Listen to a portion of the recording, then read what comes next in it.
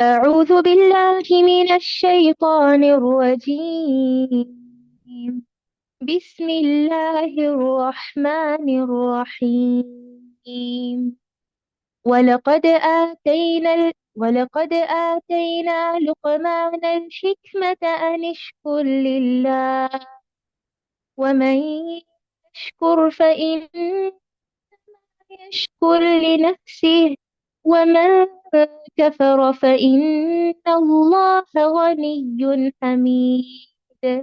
وإذ قال لقمان لابنه وهو يعظه يا بني لا تشرك بالله إن الشرك لظلم.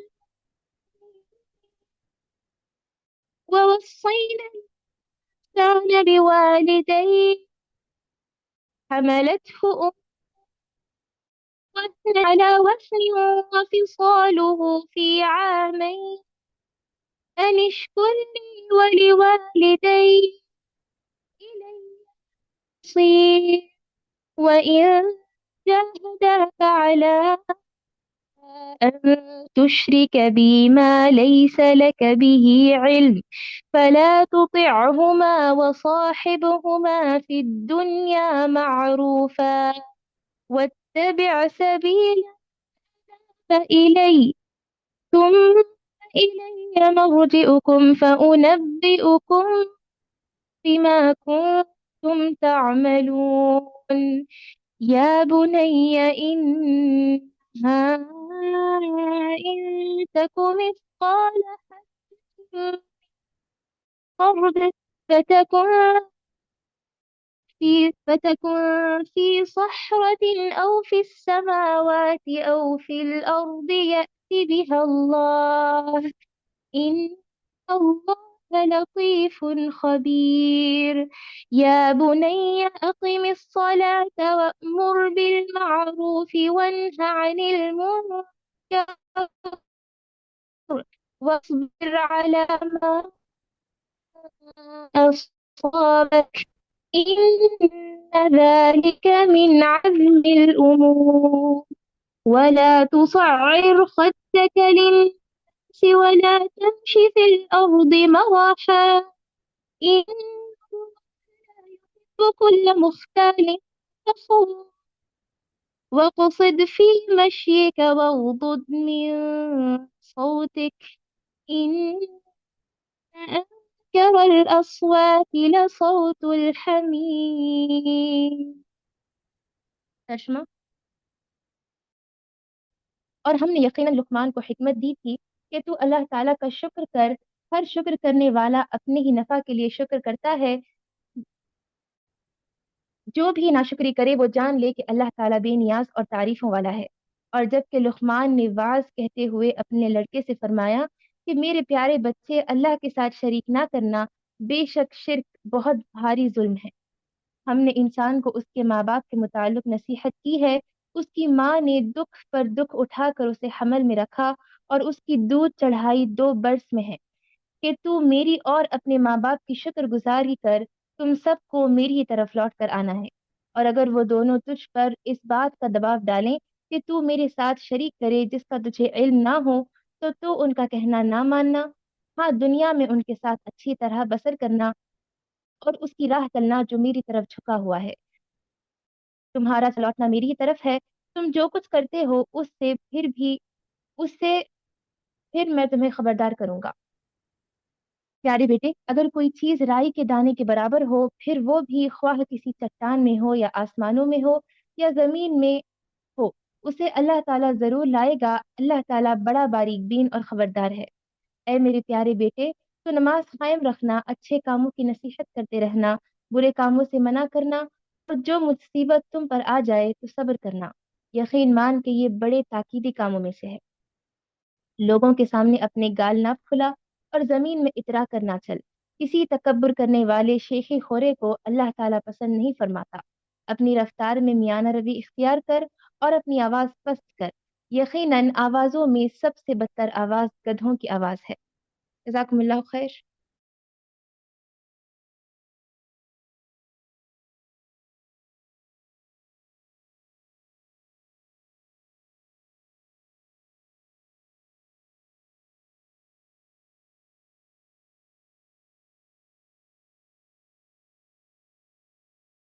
وانتی فجزاکم اللہ خیرا، بارک اللہ فیکی۔ اعوذ باللہ من الشیطان الرجیم، بسم اللہ الرحمن الرحیم۔ قال رب اشرح لي صدری ویسر لي امری واحلل عقدۃ من لسانی یفقہوا قولی۔ معزز ماؤں، پیاری بہنوں، پیاری بیٹی، السلام علیکم ورحمۃ اللہ وبرکاتہ۔ الحمدللہ پاک کے احسان عظیم کہ اللہ تبارک و تعالیٰ نے ہمیں ایمان کی حالت میں دوبارہ جمع فرمایا۔ اللہ تعالیٰ کی پیاری پیاری باتیں سننے، سیکھنے، سمجھنے کے لیے اللہ تعالیٰ سے دعا ہے کہ اللہ تعالیٰ ہمیں کہنے اور سننے سے زیادہ عمل کی توفیق عطا فرمائے۔ اللہم بارک لی ولکم، آمین یا رب۔ میری بہنوں، جو ابھی آپ سورۃ اللہ دوسرا رکوع تلاوت و ترجمہ سن رہے تھے، انشاءاللہ اسی کی تفہیم کرتے ہیں۔ اور جیسے کہ ہمارا اسلوب رہ چکا کہ پچھلے جو رکوع ہمارا ہوا ہے کو ہم تھوڑا سا دیکھتے ہیں کہ اس میں اللہ تبارک و تعالیٰ نے ہمارے لیے کیا درس نصیحت رکھا ہے۔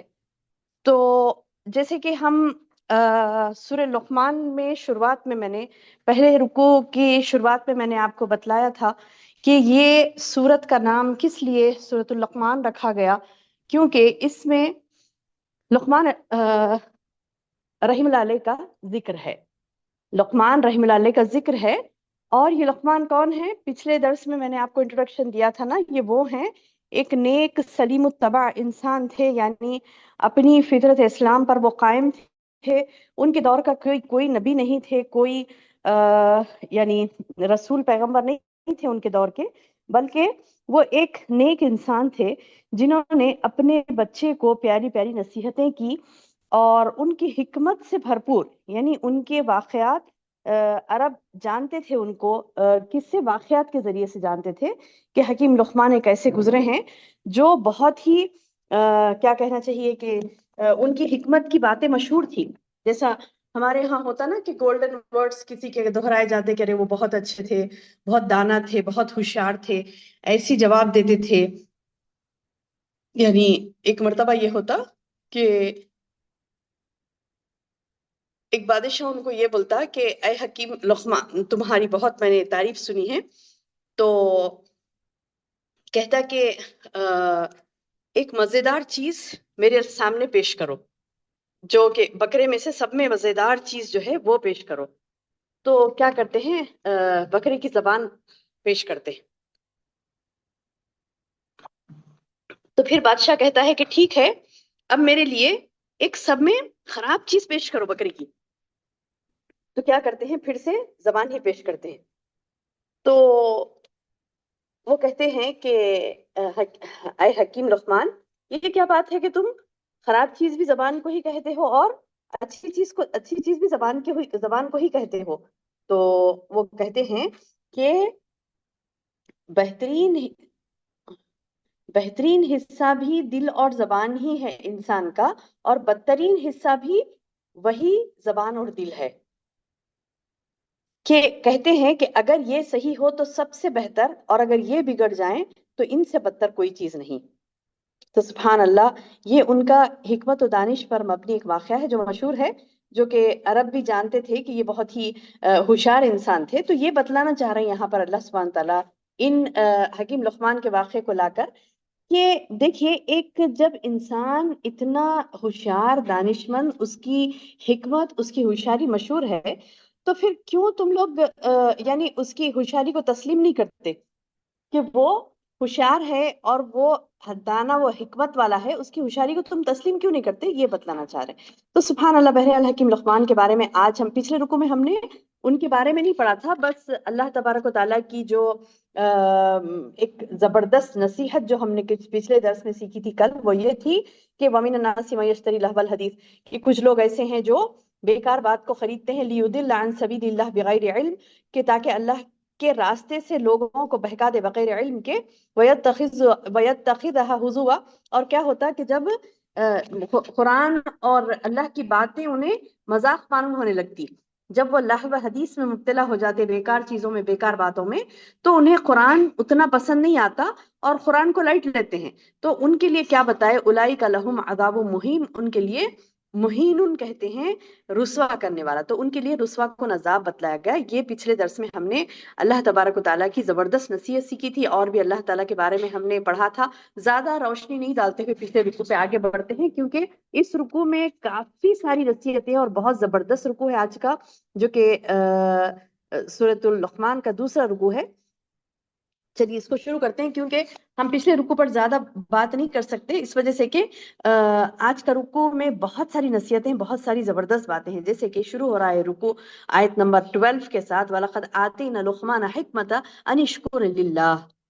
وَلَقَدْ آتَيْنَا، بے شک تحقیق کہ ہم نے عطا کیا لقمان کو حکمت دی کہ وہ اللہ کا شکر ادا کرے، أَنِ اشْکُرْ لِلَّهِ، کہ وہ شکر ادا کرے اللہ کا، کہ تو اللہ کا شکر کر، کیونکہ ہر شکر کرنے والا اپنے ہی نفع کے لیے شکر کرتا ہے۔ یعنی اللہ تعالیٰ نے حکیم لقمان کو یہ، یعنی مطلب یہ کہ ان کے دل میں یہ بات ڈالی تھی کہ تم اللہ کے شکر گزار بنو، کیونکہ جو بھی شکر کرتا ہے وہ کس کے لیے کرتا ہے؟ اپنے نفس کے لیے۔ یعنی کسی کا، دیکھیے ہمارے شکر ادا کرنے سے، ہمارے الحمدللہ بولنے سے، اللہ تیرا شکر ہے بولنے سے اللہ تعالیٰ کی مملکت میں یا پھر اس کی شان میں اضافہ نہیں ہوگا، نعوذ باللہ، بلکہ وہ تو بہت ہی بلند ہے۔ یعنی اس سے کوئی بلندی، اس سے بڑھ کر کوئی بلندی نہیں ہے، اس سے بڑھ کر کوئی بڑائی نہیں ہے۔ یعنی جتنی بڑائی ہونی چاہیے، بس اس کی حد جو ہوتی ہے وہ اللہ کے پاس ہے۔ اب اس کے آگے تو کوئی بڑائی ہے ہی نہیں کہ اللہ اس آپ کے ہمارے شکر سے نعوذ باللہ اس کی کوئی قدرت میں اضافہ ہو، نہیں، بلکہ ہمارا شکر ادا کرنا خود اپنے نفس کے لیے ہے یہ، یعنی خود کے لیے ہم شکر ادا کریں اللہ کا، کیونکہ جب اللہ کا شکر ادا کریں گے تو اللہ کی دی ہوئی نعمتیں ہمارے لیے کیا ہوں گی؟ فائدہ مند ثابت ہوں گی، ہے نا؟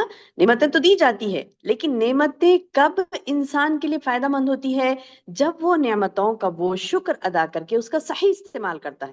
اگر نعمتیں ملی بندے کو، شکر ادا نہیں کرا، صحیح استعمال نہیں کرا، جیسے اولاد ملی، اولاد اللہ کی نعمت ہے، نعمت ملی، لیکن وہ نعمت کو لے کر کیا اس کی تربیت نہیں کیا، اس کے صحیح نہج پر اس کو نہیں ڈھالا، اللہ کے دین سے اس کو واقف نہیں کرایا، تو وہی نعمت جا کر عذاب بن جاتی ہے۔ تو ہوا نا، ناشکری پن کرنے کی وجہ سے، نعمت کا صحیح استعمال نہیں کرنے کی وجہ سے کیا ہوا؟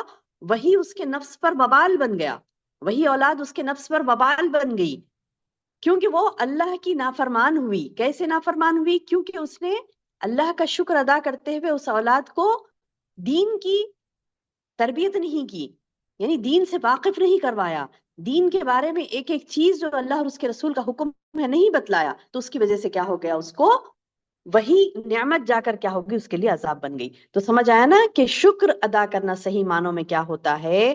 کہ اللہ کی دی ہوئی نعمتوں کا حق ادا کرنا، اللہ کی دی ہوئی نعمتوں کو اس کے مطابق استعمال کرنا۔ اور ومن کفر، اور جو کفر کرتا ہے یعنی ناشکری کرتا ہے، فإن اللہ غنی حمید، یعنی اللہ کی صفت تو یہ ہے کہ وہ بے نیاز ہے اور تعریفوں والا تو وہی ہے۔ آپ کی تعریف، ہماری تعریف کی اس کو ضرورت نہیں، وہ حمیدن ہے، سب میں زیادہ حمد و ثنا اسی کے لیے ہے۔ جب اسی کے لیے ہے تو پھر سبحان اللہ، ہمارے شکر ادا کرنے سے اس کی حمد میں اضافہ ہوگا ایسا نہیں ہے، بلکہ وہ تو غنی حمید ہے، وہ تو بے نیاز ہے اور تعریفوں والا ہی ہے، لیکن ہم تعریف کریں گے اس کی اپنی زبانوں سے، تو یہ کس کے لیے ہے؟ ہمارے لیے، خود کے لیے، خود کی بھلائی ہے اس میں۔ یہ شکر کی بات کر کے اس کے بعد میں آگے کی آیت میں اللہ تعالیٰ فرماتا ہے وَإِذْ قَالَ لُقْمَانُ لِابْنِهِ، اور جب لقمان نے کہا اپنے بچے سے، وَهُوَ يَعِظُهُ، اور وہ کیا تھا؟ لقمان کی نصیحت تھی۔ کیا فرمایا؟ واعظ و نصیحت کرتے ہوئے فرمایا، یا بنیا لا تشرک باللہ، میری بہنوں، واعظ و نصیحت میں جب ہم کسی کو واعظ و نصیحت کرتے ہیں، ان کے اخلاق کو سدھارنے کے لیے، ان کے اعمال کو سدھارنے کے لیے، ان کو اچھا کرنے کے لیے، کسی بھی شخص کو، چاہے بچہ ہو، چاہے بڑا ہو، چاہے معاشرہ ہو، چاہے کوئی بھی ہو، کسی کے لیے بھی جب ہم شروع کرتے ہیں کہ ان کی کیا کہتے ہیں کہ ان کو تربیت کرنا ہے ابھی، اور ہم شروع کرتے ہیں تربیت کے لیے، تو سبحان اللہ، تربیتی نہج میں، اصلاحی پہلو میں، سب میں بڑی چیز جو ہم بتلانا ہے ان کو، وہ یہ ہے کہ اللہ کے ساتھ تم شریک مت کرو کسی کو بھی۔ اللہ کے ساتھ شریک کرنا، شرک کرنا، سب میں بڑا ظلم اور سب میں بڑی بدتمیزی اور سب میں بڑا گناہ ہے. بولتے نا کہ مطلب بعض لوگوں کو میں نے سنا، آپ دیکھیے بہت اہم بات کہہ رہی ہوں میں، غور سے سنیے اور لوگوں تک پہنچائیے. لوگ کہتے نا کہ نہیں نہیں انہوں مشرک رہے تو کیا ہوتا، بہت اخلاق کے ہیں بھائی، بہت اخلاق کے ہیں. سنا نا آپ نے، کہتے ہوئے سنا نا لوگوں کو. اور بعض وقت تو ہم بھی یہ خیال کر بیٹھے تھے، جب ہمیں توحید و شرک کے بارے میں صحیح طور پر پتا نہیں تھا تو ہم بھی یہ سنتے بیٹھے تھے، یہ بھی اپنے دماغ میں بٹھائے بیٹھے تھے کہ بعض مشرکین بھی ہوتے ہیں شرک کرنے والے، لیکن اخلاق والے ہوتے بھی وہ لوگ. تو نعوذ باللہ، مشرک با اخلاق نہیں ہو سکتا. ہاں وہ جو چیزیں وہ اخلاق کی اپنا رہا ہے، اسلامی اخلاق کی، تو کچھ چیزیں اپنا رہا، کچھ چیزیں اپنا رہا، مکمل اخلاق والا وہ نہیں ہے، کیونکہ سب میں بڑی بد اخلاقی وہ اللہ سبحانہ تعالیٰ کے ساتھ کر رہا ہے. بد اخلاقی یعنی ظلم نا. اور ظلم میں کیسا ظلم، قرآن کی ایک مثال لیجیے آپ، کہ قرآن میں اللہ تعالیٰ کہتا ہے کہ یہ لوگ وَإِذَا الْمَوْءُودَةُ سُئِلَتْ، اور اس دن زندہ گاڑی ہوئی لڑکی سے سوال کیا جائے گا. یعنی اس وقت، یعنی نبی صلی اللہ علیہ وسلم کے دور میں لوگ زندہ گاڑ دیتے تھے اپنی بچیوں کو. اس سے بڑھ کر ظلم کیا ہو سکتا ہے؟ ایک معصوم بچی کو زندہ درگور کر دینا، زندہ دفن کر دینا، اس سے بڑھ کے ظلم کیا ہو سکتا ہے؟ لیکن اس ظلم کو مٹانے کے لیے اللہ کے رسول صلی اللہ علیہ وسلم کو نہیں مبعوث کیا گیا. اللہ کے رسول صلی اللہ علیہ وسلم کو مبعوث کیا گیا شرک کو مٹانے کے لیے. جب وہ شرک کو مٹا دیے تو سبحان اللہ، جب انہوں نے بڑا ظلم ختم کر دیا اللہ کے ساتھ شرک کرنے کا، تو پھر بندوں کا ظلم بھی ان کا ختم ہو گیا خود بخود. یعنی جو اصل ہے، فروع تو خود ہی چلا جائے گا، اصل جو ہے وہ شرک سے بچانا ہے. شرک سے جب ہم بچائیں گے تو دوسرے گناہ چھوٹے چھوٹے، یعنی کتنا بڑا ہی نظر آ رہا آپ کو، یعنی چھوٹا نہیں ہے یہ، سب میں بڑا گناہ ہے یہ کہ کسی کو قتل کرنا، قتل ناحق، وہ بھی ایک معصوم بچی کا، ایک معصوم سی لڑکی کا قتل ناحق کبیرہ گناہ ہے. لیکن اس سے بھی کبائر میں سب میں بڑا کبیرہ گناہ شرک ہے. کیونکہ اللہ کے رسول صلی اللہ علیہ وسلم جب نبی بنائے گئے تو آپ نے پہلا لفظ یہ نہیں کہا کہ آج سے تم کسی لڑکی کو دفن نہیں کرو گے، یہ نہیں کہا. پہلا لفظ یہ کہا کہ قُلُوا لَا إِلَٰهَ إِلَّا اللَّهُ تُفْلِحُوا، تم شرک سے رک جاؤ، ایک اللہ کی عبادت کی طرف آ جاؤ، تم فلاح پا جاؤ گے.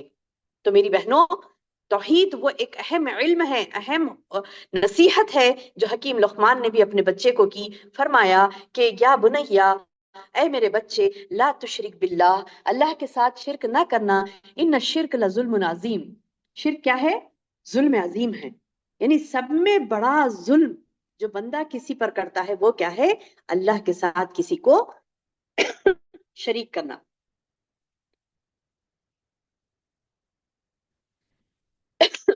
تو سب میں بڑا کیا ہے ظلم؟ اس کے لیے کیا ہے؟ وہ ہے شرک ہے. تو اس کے لیے شرک سے بچنے کے لیے بولے، اس کے بعد دوسری نصیحت کرتے ہیں وَوَصَّيْنَا الْإِنسَانَ، اور اللہ تعالیٰ فرماتے ہیں کہ میں نے وصیت کی انسان کو بِوَالِدَيْهِ، اپنے والدین کے متعلق. دیکھیں سبحان اللہ، حکیم لقمان نے جو باتیں کی تھی اس کو اللہ تبارک و تعالیٰ اپنی طرف منسوب کر کے کہتے ہیں کہ جیسے حکیم لقمان نے شرک سے روکا، اس کے بعد ماں باپ کے تعلق سے نصیحت فرمائی، ویسے ہی ہم بھی، یعنی ہم نے بھی انسان کو اس کے ماں باپ کے متعلق نصیحت کی. یعنی توحید و عبادت کے ساتھ ساتھ والدین کی حسن سلوک کی تاکید کی حکیم لقمان نے بھی کی. پھر اللہ تعالیٰ قرآن میں اس کو اس انداز سے بیان کر رہا ہے کہ دیکھو حکیم لقمان نے جو نصیحتیں کی تھی اس میں یہ بھی ہے کہ والدین کے ساتھ حسن سلوک، یہ ہم نے بھی کہا، ہم نے بھی انسان کو ماں باپ کے متعلق نصیحت کی ہے. دیکھیے اکثر مقامات پر سبحان اللہ، یعنی جب ہم قرآن کھول کر دیکھتے ہیں تو ایک اندازہ، یعنی سبحان اللہ، یعنی دیکھیے آپ تقریباً قرآن میں کئی مرتبہ آیا ہے، کئی مرتبہ، یعنی جب آپ دیکھتے ہیں قرآن میں تو سبحان اللہ کئی مرتبہ یہ آیا ہے.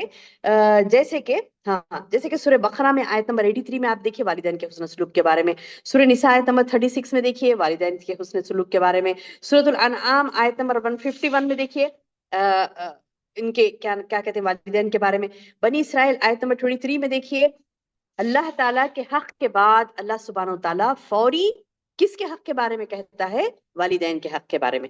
اللہ تعالیٰ اپنے حق کے بعد فوری جو حق کا ذکر کیے ہیں اللہ سبحانہ و تعالیٰ، وہ کون سا ہے؟ والدین کا حق ہے. تو میری بہنوں قرآن میں یہ 5ویں مرتبہ ہے جو آج ہم پڑھ رہے ہیں نا. آج شروع سے ہم پڑھتے آ رہے ہیں, سورہ بقرہ سے پڑھ لیتے آ رہے ہیں. بقرہ پڑھی ہم نے, اس میں ملا. سورۃ النساء پڑھی, اس میں بھی ملا. انعام میں, بنی اسرائیل میں. اس طریقے سے یہ 5ویں مرتبہ ہے جو اللہ تبارک و تعالیٰ نے اللہ کے عبادت کے بعد, اللہ تعالیٰ کے حق ادا کرنے کے بعد, کس کا حق ادا کرنے کے لیے کہہ رہا ہے؟ اللہ تعالیٰ کے حق ادا کرنے کے بعد اللہ سبحانہ و تعالیٰ بندے کا حق ادا کرنے کے لیے کہہ رہا ہے. وہ بندوں میں کون ہے؟ ماں باپ. بندوں میں کون ہے؟ ماں باپ ہیں. بندوں میں کون ہے؟ ماں باپ ہیں. جو اول حق ادا کرنے کے لیے اللہ سبحانہ تعالیٰ نے بتلایا وہ کون ہے؟ انسان میں سے ماں باپ. اللہ تعالیٰ فرماتا ہے ہم نے انسان کو اس کے ماں باپ کے متعلق نصیحت کی ہے. اس کی ماں نے, اب دیکھیے ماں باپ میں بھی بڑھ کے درجہ کس کا بتلایا گیا؟ ماں کا. پہلے تو بولے کہ ماں باپ کو, اس کے بعد بولے کہ ماں باپ میں سے اس کی ماں نے. وَوَصَّيْنَا الْإِنسَانَ بِوَالِدَيْهِ, اور ہم نے وصیت کی انسان کو اپنے والدین کے بارے میں. اور والدین میں دونوں میں سے جو اول حق رکھتی ہے وہ ماں ہے. اس کے بعد جیسے ایک صحابی آئے نا کہ میں کس کو, یعنی مطلب یہ کہ ماں باپ میں سے میں کس کو, یعنی پہلا حق کس کا ہے؟ تو اللہ تبارک و تعالیٰ نے کہا ماں کا. پھر کہا کہ ماں باپ میں سے پھر دوسرا حق کس کا ہے؟ تو کہا ماں کا حق ہے. پھر کہا کہ تیسرا حق کس کا ہے؟ تو پھر فرمایا کہ ماں کا ہے, ماں کا حق ہے. چوتھی مرتبہ کہا کہ اس کے بعد باپ کا ہے. یعنی 3 مرتبہ یہ کہا کہ ماں کا حق ہے, ماں کا حق ہے, ماں کا حق ہے. اس کے بعد فرمایا کہ اس کے بعد والد ہیں. تو میری بہنوں, ماں کے لیے خاص کر کیوں 3 مرتبہ اللہ کے رسول صلی اللہ علیہ وسلم نے فرمایا؟ اور اللہ تعالیٰ نے بھی یہاں پر وَوَصَّيْنَا الْإِنسَانَ بِوَالِدَيْهِ کے بعد میں ماں کا ذکر کیا کہ حَمَلَتْهُ أُمُّهُ, اس کی ماں نے دکھ پر دکھ اٹھا کر اسے حمل میں رکھا. میری بہنوں, جو اٹھائے پھرتی ہے نا, کوئی معمولی بات نہیں ہے. ہم حاملہ بننے کے بعد ہمیں پتا چلا, ہم نے بچوں کو جب پیدا کیا تو ہم کو جب پتا چلا کہ ایک ماں کی کمزوری کیا ہوتی ہے. وہنن کہتے ہیں کمزوری, دکھ, تکلیف. وہنن علی وہن, یعنی تکلیف پر تکلیف, بوجھ پر بوجھ, دکھ پر دکھ. یعنی جو تکلیفیں ہوتی ہیں, یعنی زندگی میں ہم کو نہیں ہوتی, زندگی گزر جاتی, ویسی تکلیفیں نہیں ہوتی. اور اللہ اکبر, اللہ اکبر, جب لڑکی کوئی شادی شدہ ہوتی ہے, اس کے بعد حمل ہوتی ہے, تو اس کو جو تکالیف ہوتی ہیں, اس کو جو مطلب اپنی طبیعت کا ڈراؤزینس, متلی, چکر, وزن اٹھا کے پھر رہی, تو سبحان اللہ, اللہ تعالیٰ بھی کیسے بندوں کا قدردان ہے کہ ایک بندے کو وہ دنیا میں لانے کے لیے اتنی کوششیں کر رہی ہے اور اتنی تکلیف اٹھا رہی ہے. تو اللہ نے کہا اس تکلیف اٹھانے والی کا تم حق ادا کرو. وہن علی وہن, یعنی وہ کمزوری پر کمزوری اٹھاتی ہے, کمزوری پر کمزوری اٹھاتی ہے, تو تمہیں کیا کرنا ہے؟ اس کا حق ادا کرنا ہے. کیا فرمایا؟ حملتہ امہ, تمہاری ماں تمہیں اٹھائے پھری تھی. کیسا؟ وہنن علی وہن, اسے کیسے؟ دکھ پر دکھ اٹھا کر اسے پیدا کیا. فَفِصَالُهُ فِي عَامَيْن, اور دودھ چھڑانے میں کتنے سال لگے؟ عامین, عامون کہتے ہیں 1 سال, عامین 2 سال. تو 2 سال تو اس کے دودھ چھڑانے میں لگے, اور حمل کی وجہ سے بھی اس کو کمزوری ہوئی, اور دودھ پلانے کی وجہ سے بھی اس کو کمزوری ہوئی. اور یہاں پر مدت رضاعت کا بھی ذکر کیا گیا کہ کتنا ہوتا ہے, حولینی, اور ایک جگہ بھی آیا نا حولینی کاملینی, 2 سال مکمل, یعنی 2 سال مکمل دودھ پلانے کے عرصہ ہے. بعض لوگ بولتے کہ لڑکے کو زیادہ پلانا, لڑکی کو کم پلانا, یا لڑکی کو زیادہ پلانا, لڑکے کو کم, یہ سب باتیں قرآن سے جو ثابت ہے وہ کیا ہے؟ حولینی کاملینی, 2 سال مکمل. تو یہاں پر کیا بتا رہے ہیں؟ الا وہن وفصالہ, اور اس کے دودھ پلانے کی مدت کتنی گزری؟ آمین, 2 سال. انشکر لی ولی والدی, اب اللہ تعالیٰ بتا رہی کہ یہ تمہارے والدین کا حق ہے, تم ادا کرو, والدین کا حق ادا کرو. اس کے بعد والدہ کا اللہ نے خاص ذکر کیا. اس کے بعد فرمایا کہ تم شکر ادا کرو میرا بھی اور اپنے والدین کا بھی, کہ تو میری اور اپنے ماں باپ کی شکر گزاری کر, کیونکہ الی المصیر, تم سب کو لوٹ کر میری ہی طرف آنا ہے. چاہے تمہاری ماں ہو, چاہے تمہارے والد ہو, تم سب کو لوٹ کر, چاہے تم کیوں نہ ہو, تم سب کو لوٹ کر میری ہی طرف آنا ہے. اور تمہارا معاملہ یہ ہو کہ تم اللہ تبارک و تعالیٰ کا شکر گزار بنو. اس نے تمہیں ماں باپ کی نعمت دی, اور اولاد کو چاہیے کہ وہ ماں باپ کی نعمت پر شکر ادا کرے، اور بچوں کو چاہیے کہ وہ اپنے والدین کی نعمت کا شکر ادا کرے۔ بعض جگہ تو میری بہنوں ایسا ہو جاتا ہے کہ بندہ اپنے والدین کو کیا سمجھتا ہے، اپنے والدین کو نعوذ باللہ، نعوذ باللہ کیا سمجھتا ہے، ایک بوجھ سمجھتا ہے بندہ، نا ایک بوجھ سمجھتا ہے۔ کئی جگہوں پہ ہم نے ایسا دیکھا، کئی خاندانوں میں ہم نے ایسا دیکھا، دیکھ کر رونگٹے کھڑے ہو جاتے ہیں کہ بچے اپنے ماں باپ کو ایک بوجھ سمجھتے ہیں، جبکہ ان کو شکر ادا، حتیٰ کہ ایسے سٹیج پر بھی ہے ماں باپ کہ وہ بہت زیادہ یعنی کمزور ہیں، وہ کھانا کھانا ان کو نہیں آتا، ان کو خود سے واش روم جانا نہیں آتا، بستر مرگ پر پڑے ہیں، بستر پر پڑے، سب آپ کو بستر پر کرنا ہے، لیکن وہ بھی رحمت ہے ہمارے لیے۔ کیسے؟ وہ بھی رحمت ہے، کیسے؟ کیونکہ ان کا ایک ایک عمل ان کے لیے جو کر رہے ہیں خدمت کے طور پر، ان کے لیے ایک ایک عمل جو کر رہے ہیں، سبحان اللہ، جنت کے ہم اپنی جنت بنا رہے ہیں، ان کا ایک ایک عمل، ان کے ایک ایک خدمت کر کے ہم اپنی جنت بنا رہے ہیں۔ اور اس کے اپوزٹ میں جب ہم دیکھتے ہیں کہ بندے امت محمدیہ میں اپنے آپ کو شامل کرتے ہیں، کہتے ہیں کہ ہم امت محمدیہ میں سے مسلمان ہیں، قرآن پڑھ رہے ہیں، نماز پڑھ رہے ہیں، اور اپنے آپ کو امت محمدیہ میں سے کہلوا رہے ہیں، اور یہ ان کا حال ہے کہ ماں باپ کی قدر اتنی تک نہ کی کہ وہ ان کی خدمت کرتے، خدمت کے ذریعے سے اپنے لیے جنت بنا لیتے۔ اور یہ وعیدیں ہی نہیں پڑھی نا انہوں نے، کہ قرآن میں کیسی وعید آئی ہے، حدیث میں کیسی وعید آئی ہے کہ اللہ کی نافرمانی کرنے والا بندہ جہنم میں جائے گا، اور خاص کر وہ فرما برداری جو اللہ نے ڈائریکٹ حکم کی شکل میں دیا، حکم کی شکل میں، یعنی وصیت، یہاں پر تو دیکھیں سبحان اللہ کتنی بڑی بات ہے، وصیت کی شکل میں اللہ نے دیا، وَوَصَّيْنَا الْإِنسَانَ، ہم نے وصیت کی انسان کو۔ وصیت بہت بڑی چیز ہوتی ہے، نصیحت سے بھی بڑی چیز وصیت ہوتی ہے۔ تو نصیحت کی، وصیت کی، ایک ایک، دو دو، تین تین، چار چار، پانچ پانچ، آج ہم 5ویں مرتبہ پڑھ رہے ہیں ماں باپ کے حقوق کے بارے میں، 5ویں مرتبہ اللہ نے کہا کہ ماں باپ کا حق ادا کرو، یعنی ایک نہیں، دو ہی نہیں، کئی مرتبہ اللہ نے جب ہمیں اس حق کو ادا کرنے کے لیے حکمن کہا ہے، تو پھر میری بہنوں حتیٰ کہ ماں باپ فوت بھی ہو جاتے ہیں، بیمار پڑ جاتے ہیں، تو ایک ایک لمحہ ان کی خدمت خوشی سے، شکر کے جذبے کے ساتھ کرنا ہے۔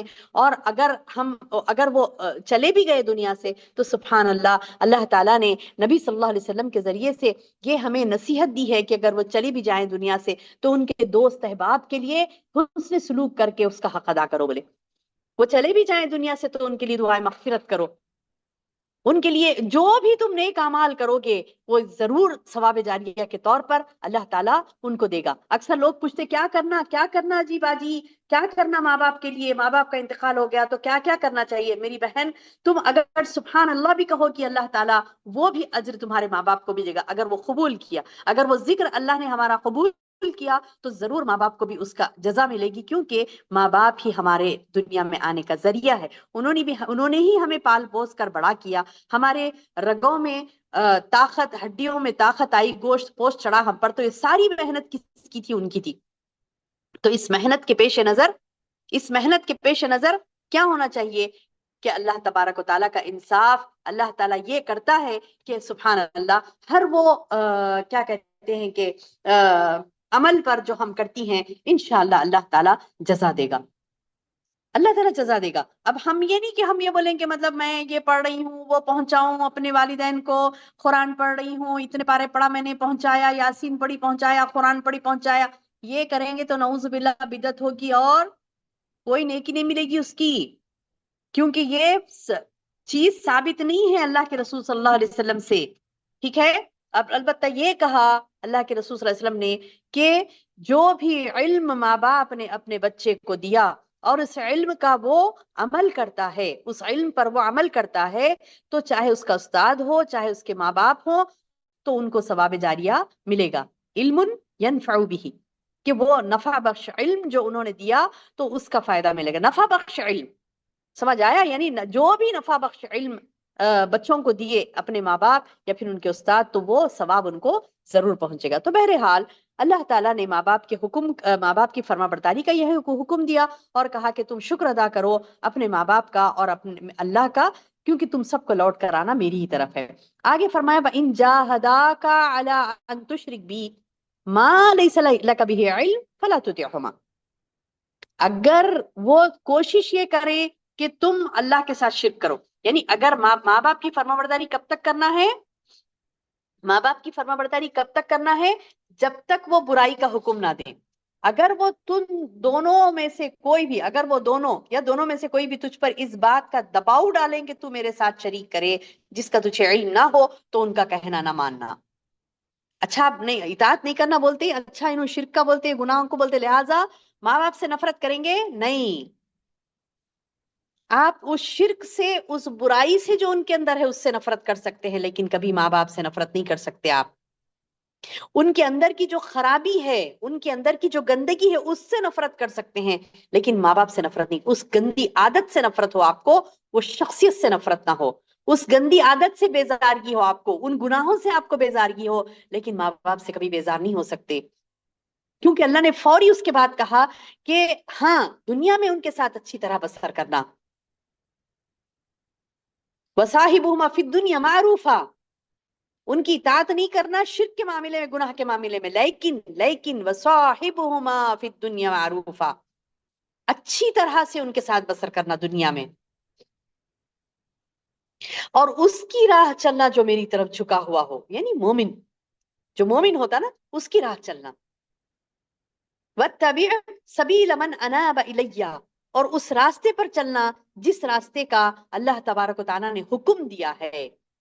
جو مومن بندہ وہ مومن بندے کی راستے پر چلنا. وَاتَّبِعْ، تم اس کی اتباع کرو جو سَبِيلَ مَنْ أَنَابَ إِلَيَّ، جو میری طرف جھکا ہوا ہے، یعنی اللہ تعالیٰ کی طرف جو جھکا ہوا ہوتا ہے اس کے راستے کی پیروی کرنا. میری بہنوں، آج ہم کن لوگوں کی پیروی کرتے ہیں؟ آج ہم دنیا میں ان کو دیکھیں ان کا ابایا زبردست ہے، ان کا گھر بہت اچھا ہے، ویسا ہم بنائیں گے. ان کا ابایا بہت اچھا ہے، ویسے ہم خریدیں گے. ان کا پرس بہت زبردست دکھا، ویسے ہم خریدیں گے.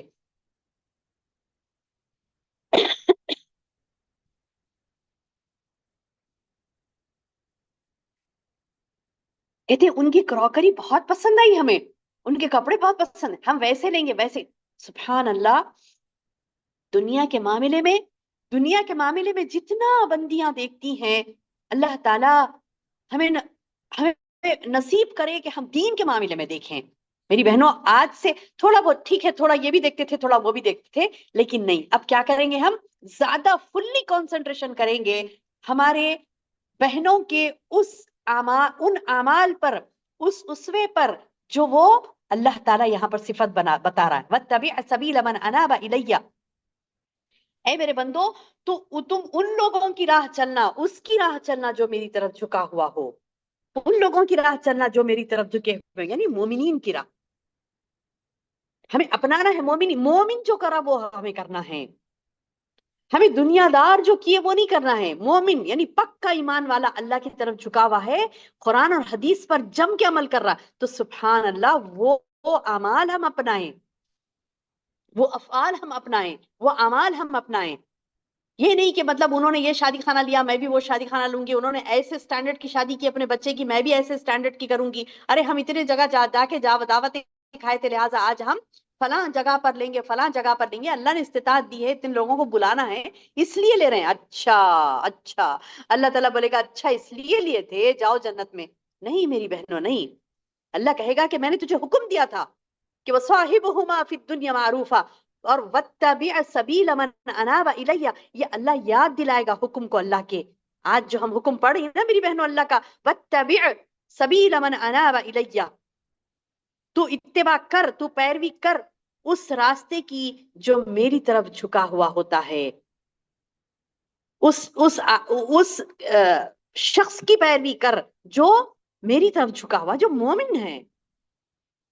کیونکہ ثم الی مرجعکم، پھر تم سب کو لوٹ کر آنا میری ہی طرف ہے. فانبئکم بما کنتم تعملون، پھر میں تمہیں خبردار کر دوں گا، تمہیں بتلا دوں گا کہ تم کیا عمل کر کے آئے.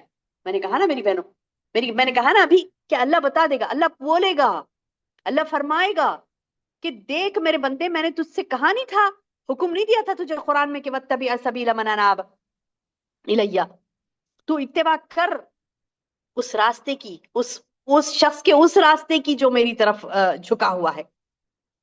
تو نے اس مومن بندے کی راہ تو نہیں اپنائی. بولے ہاں جی بہت اچھا کرے انہوں سمپل، مگر اپنے سے کہاں ہوتا. کوئی یہ نہیں کہیں گے اس نے برا کیا، کوئی یہ نہیں کہیں گے کہ اس نے برا کیا، بولیں گے ہاں ہاں بہت اچھا نکاح کرے، سادہ سیدھا، بہت اچھا کرے، بہت اچھا کرے، صحیح ہے صحیح ہے صحیح، ہلائیں گے اپنے چہروں کو، تھوڑے دانت نکالیں گے، ہاں ہاں جی بہت اچھا کیا، اس کے بعد پھر دل میں یہ ہے کہ میں تو ایسا کرنے والی نہیں ہوں، کیونکہ مجھے چاہیے تماشے شعبدے بازیاں جو سبیل المومنین نہیں ہے، مومن کا راستہ نہیں ہے۔ تو میری بہنوں سبیل المومنین ہم اپنائیں، سبیل المومن ہم اپنائیں، مومن کی راہ ہم اپنائیں، غیروں کی راہ نہیں، منافقوں کی راہ نہیں، مشرکوں کی راہ نہیں، فاجروں کی راہ نہیں، فاسقوں کی راہ نہیں، گنہگاروں کی راہ نہیں، بلکہ مومن کی راہ کو ہمیں اپنانا ہے۔ یہ اللہ تعالیٰ کی نصیحت آج ہم سورۃ الرحمن کے دوسرے رکوع میں پڑھ رہے ہیں۔ اللہ تعالیٰ یہ بھی ڈرا رہی، تم خالی اپناؤ بلکہ چھوڑ دیے نہیں، بولے اگر نہیں اپنائے یہ بھی یاد رکھو ثم الی مرجعکم، پھر تم سب کو لوٹ کر آنا میری ہی طرف ہے، فانبئکم بما کنتم تعملون، پھر میں تمہیں بتلا دوں گا تم کیا عمل کر کے آئے تھے۔ یا بنیا، اے میرے بچے، پھر آ رہی دیکھیے نصیحت، یہ سبحان اللہ، پھر یہ نصیحت آ رہی۔ اب دیکھیے یہ حکیم لقمان کی نصیحت تھی، لیکن اللہ تعالیٰ یہ نصیحت مجھے اور آپ کو بھی کر رہا ہے، یہ نصیحت اللہ تعالیٰ مجھے اور آپ کو بھی کہہ رہا ہے، اسی لیے تو اللہ نے اس کو قرآن میں شامل کیا۔ فرما رہا اللہ تعالیٰ یا بنیا، یعنی لقمان نے کہا تھا، حکیم لقمان نے کہا تھا یا بنیا، اے میرے بچے، انہا ان تکو مثقال حبہ من خردل، اے میرے بچے اگر رائی کے دانے کے برابر بھی کوئی چیز ہو، من خردل فتکن فی صخرۃ او فی السماوات او فی الارض یاتی بہ اللہ، اللہ اکبر، یعنی کہہ رہے ہیں کہ اگر کوئی چیز رائی کے دانے کے برابر ہو، پھر وہ بھی خواہ کسی چٹان میں ہو یا آسمانوں میں یا زمین میں ہو، اللہ اسے ضرور لائے گا۔ ہم نے ایک عمل کیا، یہ عمل کے بارے میں دیکھیے، ہم نے ایک عمل کیا جو کتنا ہے، مثقال، اس کی وزن، اس کا وزن کتنا ہے، اس کی حیثیت کتنی ہے اس عمل کی، مثقال حبہ، ایک دانہ، ایک دانہ، رائی کا دانہ کی مثال دی گئی، من خردل کہتے ہیں رائی کا دانہ۔ اب یہ رائی کا دانہ جو ہوتا نا، فار ایگزامپل ترازو لے کے آپ تول رہے ہیں، ایک رائی کا دانہ ڈالے تو وزن میں اضافہ ہوتا؟ آپ بولیں گے کہ ہاں ہوگا، رائی کے دانے کے برابر، لیکن دکھتا وہاں پہ کانٹا ہٹتا تھوڑا سا بھی نہیں ہٹتا، رائی کے دانے سے کچھ بھی فرق نہیں پڑتا، رائی کے دانے سے کچھ بھی فرق نہیں پڑتا۔ بات سمجھ رہے ہیں؟ یعنی بہت غور سے سننے والی اور بہت ہی اہم بات ہے جو سمجھا رہی ہوں، غور سے سنیے۔ ایک رائی کا دانہ جب گرتا ہے ترازو کے پلڑے میں تو وہ وزن میں آپ کو دکھائی دیتا ہے کیا وزن ہوا اس کا؟ نہیں دکھائی دیتا۔ اگر کسی نے آپ کے رائی کے دانہ آپ کے ہاتھ پہ رکھ دیا، آپ کو وزن محسوس ہوتا؟ نہیں ہوتا، یعنی بالکل ذرا سا تو بندہ ایک ذرا سا گناہ کرتا ہے، یہ سوچ کر کے یہ تو کوئی مطلب یہ کیا وزن ہے، مطلب ہم اتنے بڑے گناہ کر رہے ہیں کیا، تھوڑا سا، تھوڑا۔ تو اللہ تعالیٰ بتا رہے ہیں کہ وہ رائی کے دانے کے برابر بھی تم نے کوئی عمل کیا، اگر وہ کہیں بھی چھپ گیا، یعنی اندر اندر کتنی اندر ہے، فتکن فی صخرہ، یعنی وہ چٹان کے اندر ہے، یعنی حدیث میں آتا ہے اللہ کے رسول صلی اللہ علیہ وسلم نے فرمایا اگر کوئی بندہ گناہ کر رہا ہے، کہاں بیٹھ کے کر رہا ہے؟ ایسے چٹان کے اندر جس کی سوراخ اتنی ہے، مطلب اتنی، ایسے تو ممکن نہیں ہے کہ کوئی ایسی چٹان میں پہنچے جس میں سوراخ ہی نہیں ہے، لیکن ایک مثال دی گئی کہ اس کے اندر بھی کوئی ہے تو اللہ تعالیٰ وہاں پر بھی اس کا عمل دیکھے گا۔ وہ چٹانوں کو کوئی سوراخ نہیں ہے، ساری چٹان بند ہے، اس کے اندر کوئی عمل کر رہا ہے تو وہ بھی اللہ دیکھے گا۔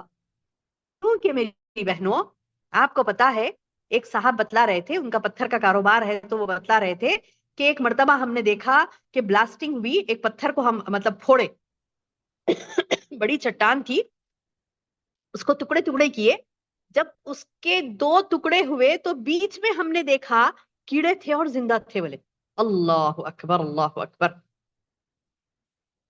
وہ یہ بتلا کر کہہ رہے تھے کہ دیکھو اللہ کی شان کہ اللہ پتھر کے اندر بھی غذا پہنچاتا بندے کو، لیکن بندے کو توکل نہیں نا اللہ پر، بھروسہ نہیں اللہ پر، بھروسہ کس پہ ہے؟ 50,000 پہ، 1.5 لاکھ پہ، 50,000 تنخواہ ہے، چلو ان کو دے سکتے، شادی کر کے دے سکتے، 1.5 لاکھ تنخواہ ہے، ہاں دے سکتے، نہیں کم از کم 1 لاکھ تو ہونا، تو جب دے سکتے، اس کو بندے کی تنخواہ پر توکل ہے، بندے کی آمدنی کیا کیا کما رہا بچہ، ہاں یہ کہا اس کا اپنا ہونا، اس کے ہاتھ میں بچے کی کمائی ہونا، تو ہم اس توکل اللہ نہیں، توکل اللہ تنخواہ کریں گے، نعوذ باللہ استغفر اللہ العظیم، اس پیسے پر بندے کو توکل ہے. یہ مثالیں نہیں دیکھتا، اندھا بن جاتا ہے ان مثالوں پر. اللہ تعالیٰ مثالیں دنیا میں رکھے ہیں، پتھر کے اندر بھی غذا پہنچانا، اس کیڑے کو زندہ رکھنا، یہ اللہ کی شان ہے میری بہنوں. اور یہ توکل اللہ تعالیٰ کرنے کے لیے کہتے ہیں بندے کو. جو مومن ہے تو مومن اللہ پر توکل کرتا ہے.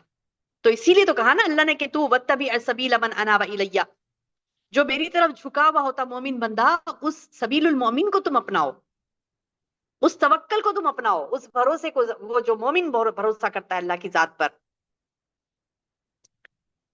کیونکہ اگر ایک دانے کے برابر بھی اس کا عمل ہے اور وہ چٹانوں کے اندر بھی کرتا ہے تو وہ عمل بھی اللہ لائے گا. یاتی بھی اللہ، اللہ اچھا نہ چٹانوں کے اندر بلکہ سماوات والارض، آسمانوں میں کہیں بھی ہوا عمل، زمینوں میں کہیں بھی ہوا عمل، کوئی جگہ نہیں چھوٹی میری بہنوں، کوئی کائنات میں کوئی ایسی جگہ نہیں ہے، کائنات میں کوئی ایسی جگہ نہیں چھوٹی جہاں پر بندہ کوئی عمل کرے اور اللہ کو خبر نہ ہو. نہیں نہیں، اللہ تعالیٰ بتا رہے ہیں چاہے تم نیکی کرو چاہے تم گناہ کرو، مثقال حبہ بھی کرے یعنی ایک دانے کے برابر. اور دانا کون سا؟ من خردلن، یعنی دانوں میں کچھ دانے وزن بھی ہوتے، تھوڑا سا ویٹ رکھتے ہیں، لیکن خردل، رائی کا دانا، رائی کا دانا تو وزن ہی نہیں رکھتا، نہ محسوس ہوتا ہے کسی کو. تو وہ غیر محسوس چھوٹی سی چیز کی مثال دے کر بتلایا اللہ تعالیٰ نے کہ تم آبادی میں ہو، جنگل میں ہو، دریا میں ہو، سمندر میں ہو، زمین کے کوئی حصے میں ہو، ایسی جگہ پر ہو کہ جہاں میلوں کوسوں تک تمہیں کوئی نہیں دیکھ رہا، وہاں بھی تم اگر گناہ کرتے ہو اللہ سے نہیں چھپا. وہ کوئی نیکی کر رہے ہو، کوئی نیکی کر رہے ہو، تم کہیں بھی رہ کر نیکی کرو، اللہ سے نہیں چھپے گی وہ نیکی، اللہ لے آئے گا اسے. کیونکہ اللہ کی ذات کیسی ہے؟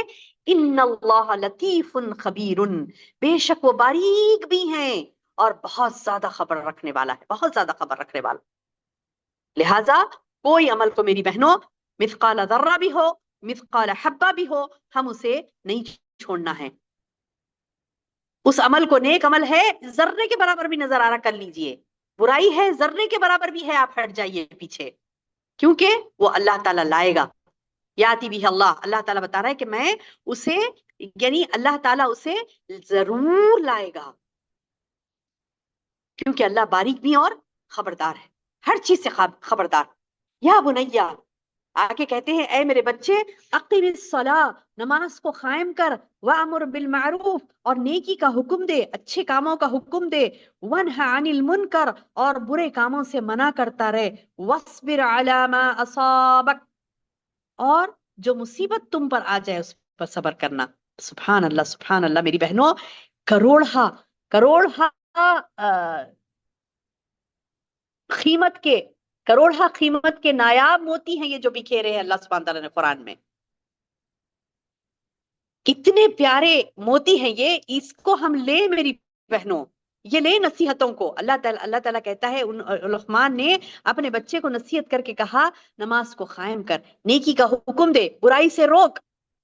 تو میری بہنوں جب ہم نیکی کا حکم دیتے ہیں، برائی سے روکتے ہیں، نماز کو قائم کرتے ہیں، نیکی کا حکم دیتے ہیں، برائی سے روکتے ہیں، تو جب ہمیں صبر کی نوبت آتی ہے، سورہ عصر میں بھی پڑھا نا ہم نے، آمنوا وعملوا الصالحات، اس کے بعد وتواصوا بالحق وتواصوا بالصبر. جب حق کی تلقین کرتے ہیں آپ، نیکی کا حکم دیتے ہیں، حق بات آپ بتاتے ہیں، تو اس حق پر آپ کو پڑیں گے ڈنڈے. حق بتاتے ہی شروع ہو جائیں گے آپ کے دشمن، اٹھ کھڑے ہوں گے آپ کے دشمن، تانے دیں گے آپ کو. باتیں جب تک سب اچھا تھا، میٹھا میٹھا، لاکھ لو جی کرو، اچھا سب جیسا کر رہے ہیں ویسے ہی اپن بھی کر کے رہو، تو پھر کوئی کسی کو پرابلم نہیں ہوگا. سب جیسے کر رہے ہیں، سب دھوم دھڑاکے کر رہے ہیں، سب سانچک کر رہے ہیں، مہندی کر رہے ہیں، سب کے ساتھ اپن بھی مل کے کرو، کوئی مسئلہ نہیں ہوگا کسی کو. آپ اگر رک رہے ہیں آپ نے نہیں کرنا وہ عمل، آپ کرے رک رہے ہیں کہ میں نہیں کروں گی، اب دیکھیے مخالفتیں کیسی آئے گی. آپ کہیں گے کہ نہیں جی یہ غلطی ہے، یہ نہیں کرنا ہے، یہ صحیح کام ہے، یہ کرنا ہے، تو کہیں گے اچھا اچھا اب یہ اٹھیے میں نصیحت کرنے کے لیے. اب یہ کون ہوتی ہے میں نصیحت کرنے والی؟ تم ہوتی کون ہو میں نصیحت کرنے والی؟ تمہاری عمر کیا ہے، تمہارا ایکسپیرینس کیا ہے، تمہارا فلاں کیا ہے، فلاں گن دیں گے الف سے والسلام تک. تو اس وقت کیا نوبت آئی؟ بس پھر دیکھیے سیکوینس، دیکھیے احکامات کا سیکوینس دیکھیے.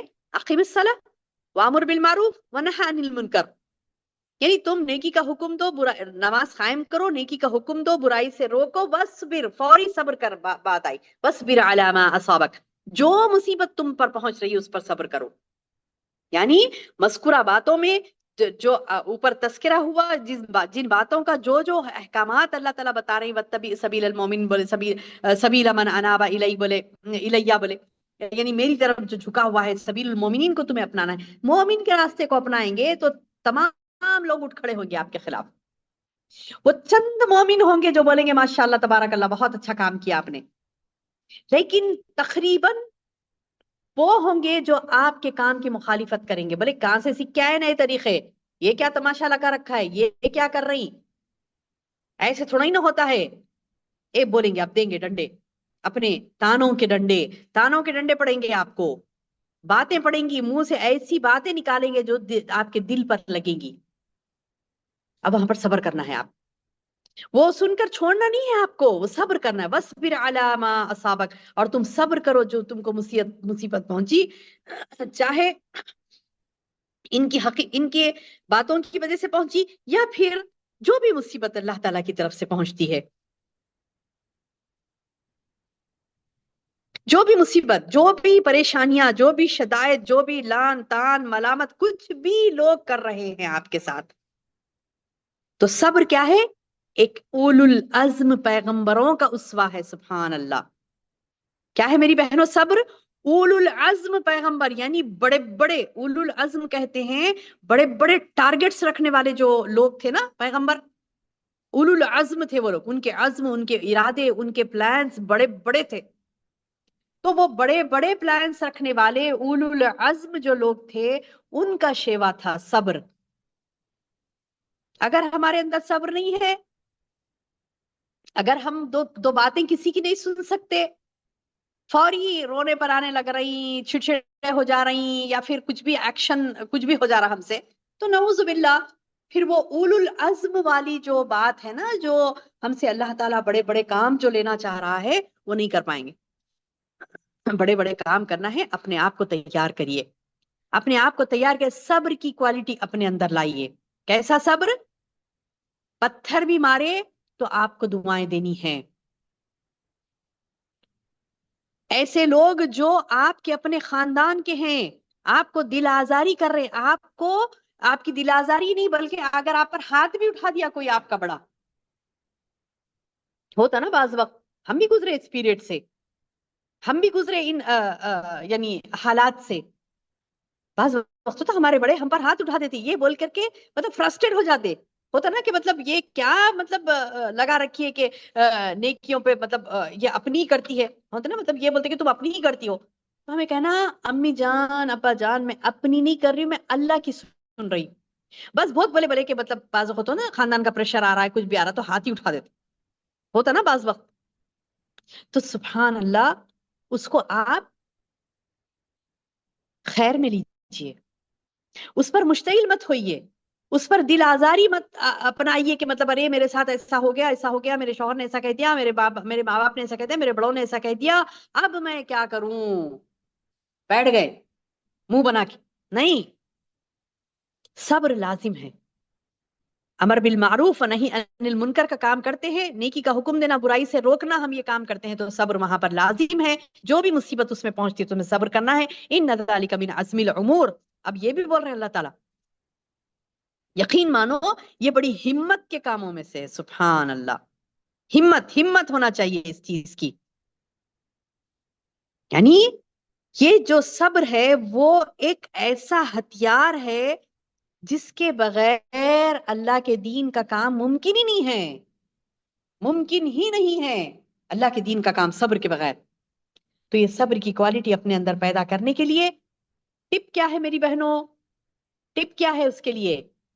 اللہ کے رسول صلی اللہ علیہ وسلم نے جیسے اپنے آپ کو تیار کیا تھا نوافل کے ذریعے سے، لامبی لامبی کثرت سے نوافل پڑھیں گے، لامبی نفل نماز، تو وہ کیا ہے اپنے اندر بہت صبر آ جاتا ہے. یہ بات میں بارہا کہتی ہوں اپنے دروس میں، نوٹ کر لیجیے اور اس پر عمل کر کے دیکھیے. پہلے مجھے بھی نہیں تھا صبر، کوئی کچھ بولتے ایک بولے تو 100 سنانے کی عادت تھی، یعنی سننے کی عادت نہیں تھی، مطلب ہاں ہاں کیسے بولے میں حق پہ ہوں، جب میں حق پہ ہوں اور یہ کیسے بول سکتے ہیں مجھے، تو ایک کہتے تو اپوزٹ میں 10 سنانے کی عادت تھی. بعض وقت تو چڑھ جاتا پارا تو 100 سنا دیتی، لیکن جب پتا چلا کہ یہ مومن کی صفت نہیں ہے تو ہم نے چھوڑ دیا الحمدللہ. اور اللہ کے رسول صلی اللہ علیہ وسلم سے سیکھا کہ کس طرح اب آپ نے اپنے آپ کو صابر بنایا، صبر کرنے والا کیسے بنایا.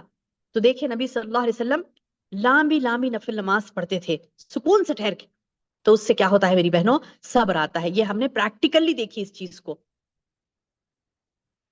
تو اللہ تعالیٰ بتا رہی کہ یہ مصیبتوں پر صبر کرنا ان ذالک من عزم الامور، یہ تو ایک کیا کہتے ہیں کہ بڑی ہمت کے کاموں میں سے ایک کام ہے. اب نیکسٹ اور ایک بات بہت ہی زبردست جو بتلائی جا رہی ہے وہ ہے اکثر لوگ جو حماقت خورے ہوتے نا، حماقت خورے ہوتے، تو ان کے بارے میں کہا جا رہا ہے کہ یہ حماقت نہیں کرنا. کیا حماقت ہے یہ؟ ولا تسعر، ولا تسعر، تسعر، تسعر کہتے ہیں ایک سعر ایک بیماری ہے. سعرن کیا ہے؟ ایک بیماری ہے جو اونٹ کو ہوتی، اونٹ کے سر یا گردن میں ہوتی، جس کی وجہ سے اس کی گردن مڑ جاتی. غور سے سنیے کیا ہے یہ سعر، یہ سعر کیا ہے؟ یہ سعر کیا ہے؟ یہ سعر ہے اونٹ کی ایک بیماری اس کی گردن میں یا سر میں ہوتی جس کی وجہ سے اس کی گردن مڑ جاتی.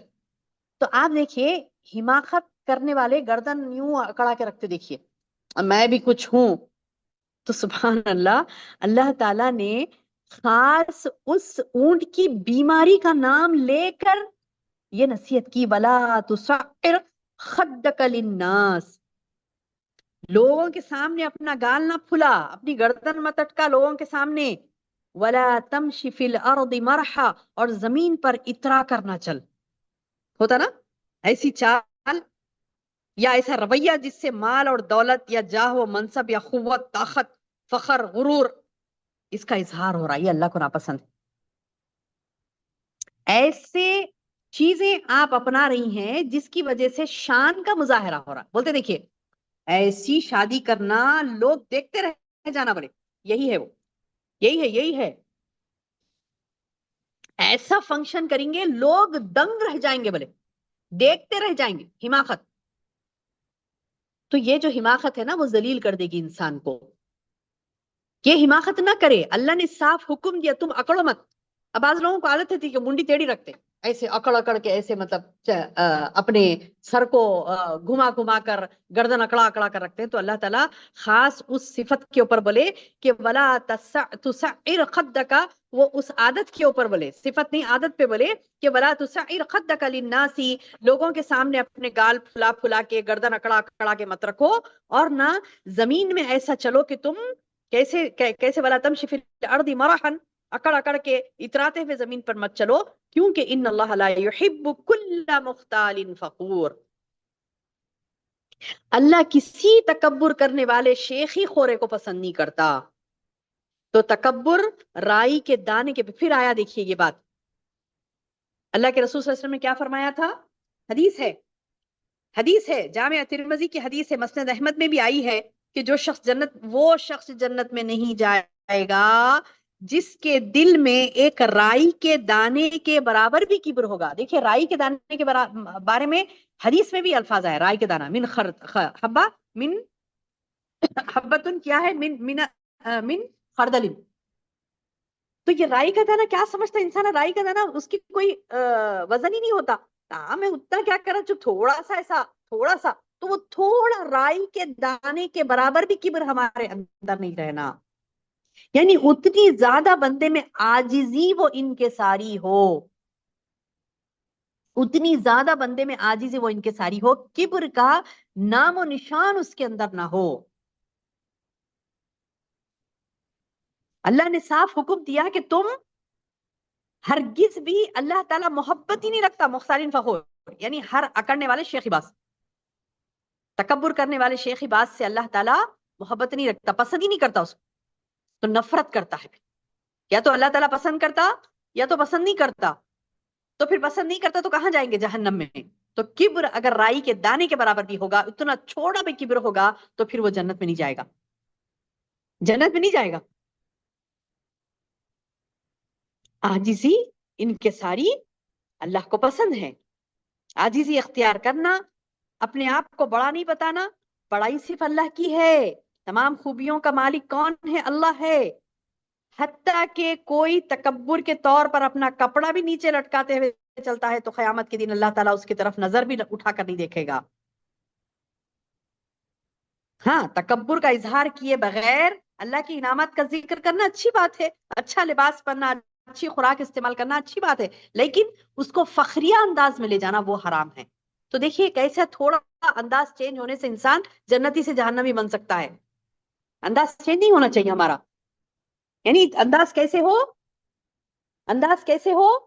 کبر والا نہیں ہو، شیخی خورے والا نہیں ہو، بلکہ جھکا ہوا ہو اللہ کے سامنے. کوئی بھی بولے ابا کیا زبردست آپ کا وہ ہے، بڑا زبردست، اللہ کی دین ہے، میرا کچھ نہیں، اللہ کی دین. فوری بول دیں، فوری بول دیں میرا کچھ نہیں، اللہ کی دین. ابا کیا زبردست آپ کا یہ فلاں ہے فلاں. کچھ بھی چیز ہمارے سامنے آتی ہے وہ تکبر ہمارے رائی کے دانے کے برابر بھی اندر پیدا ہونے نہ دو. اکثر لوگ بولتے نا کہ ارے آپ تو کیا خوبصورت ہے بھئی، سبحان اللہ، ارے آپ کی آواز کیا زبردست ہے، آپ کا فلاں گھر اچھا ہے، فلاں یہ اچھا ہے، آپ کا کاروبار اچھا، بچے اچھے، جو بھی بول رہے ہیں، تو فوری کیا بولیں گے کہ سبحان اللہ، تمام تعریف اللہ کے لیے ہے، یہ اللہ کی دین ہے، میری کچھ بڑائی نہیں ہے اس میں. فوری فوری بول دیں. اور ایک بہت بڑی پیاری نصیحت آگے اللہ تعالیٰ فرماتا، اپنی رفتار میں میانہ روی اختیار کر. دیکھیے چھوٹی چھوٹی باتیں ہمیں تو قرآن میں کیا ہے، اسلام میں کیا ہے. میری بہنوں، قرآن میں، اسلام میں چال کیسا چلنا وہ بھی بتلایا گیا. چال چال کیسی ہو؟ اپنی رفتار میں میانہ روی اختیار کرو. یعنی اتنی سست چال نہیں ہو، ایسے چل رہی آہستہ آہستہ آہستہ، لوگ سمجھ رہے ہیں بیمار ہوں گے. اور کوئی ایسا تیز سے چل رہا ہے، لوگ سمجھ رہے ہیں کچھ بھی گڑبڑ ہوگی اس کے ساتھ، بھاگ رہا، بولے بھاگ رہا بھاگ رہا. نہیں، مومن کی چال کیسی ہوتی ہے؟ یمشون علی الارض حونا، یمشون علی الارض ہونا. کیسی؟ زمین پر جب وہ چلتے ہیں مومن بندے تو وقار کے ساتھ چلتے ہیں. وقار جیسے اللہ کے رسول صلی اللہ علیہ وسلم کی چال تھی، اوپر اونچائی سے ڈھلان پہ آتے ہیں تو کیسے چلتے؟ اس طریقے سے چلتے تھے. نہ زیادہ آہستہ آہستہ کہ پھسل کے گرنے کا ڈر ہو، نہ اتنا تیز کہ آگے زور سے جا کے گر جا رہے ہیں. نہیں، میانہ روی. آگے نصیحت ہوئی وَقْضُضْ مِن صَوْتِكَ، اور اپنی آواز کو پست رکھو. یعنی دیکھیے اب جب ہم تقریر کر رہے ہوتے تو ہمیں زور سے ہی بولنا ہے، ٹھیک ہے، کیونکہ سب کو سنائی دے، بات اچھی طریقے سے واضح ہو، آگے تک پیچھے تک جو بیٹھے ہیں سب کو سنائی دے. تو ویسی بڑی آواز سے بات یعنی تقریر کرتے ہیں، واضح و نصیحت کرتے ہیں. آپس میں بات کر رہے ہیں، کئی لوگوں کو میں نے دیکھا آپس میں بات کر رہے ہیں، چلا کے بات کر رہے ہیں، تو اس سے بھی روکا گیا. حکم ہے اللہ تعالیٰ کا، حکم، معمولی مت لیں اس کو. ہاں جی میری آواز ہی ویسی ہے، نہیں نہیں، کنٹرول کریے اپنی صوت پر، اپنی آواز پر، کیونکہ اللہ کا حکم ہے وَغْضُضْ مِن صَوْتِكَ، تم اپنی آواز کو پست رکھو. اور ایک مثال دی گئی گدھے کی، ان انکر الاصوات لصوت الحمیر، بے شک آوازوں میں بری آواز جو ہوتی ہے گدھے کی ہوتی ہے. بولے ہوتا نا کہ اکثر چیخ مار مار کے بات کرتے لوگ، چلا کے بات کرتے، عادت ہی ایسی رہتی. یعنی ایسا سمجھ میں آتا کہ کوئی بات کر رہا ہے تو ایسا سمجھ میں آتا لڑ رہا. بات یہاں ہو رہی، وہ کون تک سنے آ رہی، بول رہے ہیں کہ نہیں ان کی آواز ہی ویسی ہے. ایسا نہیں رہتا، آواز کو کنٹرول کر سکتا ہے بندہ، ہے نا، آواز کو کنٹرول کر سکتا ہے. اگر آواز کو کنٹرول نہیں کرا تو اس کی مثال کیا دی اللہ تعالیٰ؟ جیسا کراہت ہوتی نا گدھے کی آواز سن کے، تو اللہ تعالیٰ بتا رہی کہ انسان بھی جب زور سے چلاتا ہے بات کرتے وقت تو اس کی آواز میں کراہت ہوتی ہے. ان انکر الاصوات، بے شک یقیناً آوازوں میں سب میں بری آواز جو ہوتی ہے وہ کون سی ہے؟ لصوت الحمیر، سب سے بدتر آواز گدھوں کی آواز ہوتی ہے بولے.